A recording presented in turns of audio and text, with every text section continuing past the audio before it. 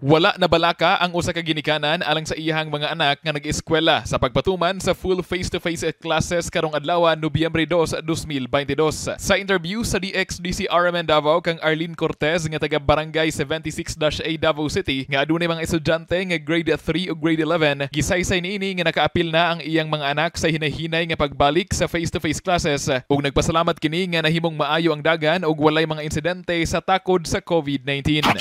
Okay naman sa kuha, basta mag-face mask lang sila niya. Naalam dyan mga health protocol po ang itatuman sa eskwelahan para at least dili po sila ingon nga makuhaan ka ng dalira matakdan. Samtang sa amended Department of Education Condeped Order No. 34 Series of 2022, gitugutan ang mga pribadong eskwelahan nga magpadayon sa ilahang 5-day face-to-face classes, blended learning modality o kaha full distance learning sugod karong adlaw. Kasama mo sa balita ug serbisyo publiko, reaching millions nationwide and worldwide for 70 years. Radyo man Kirby Manzon, Tatak RMN.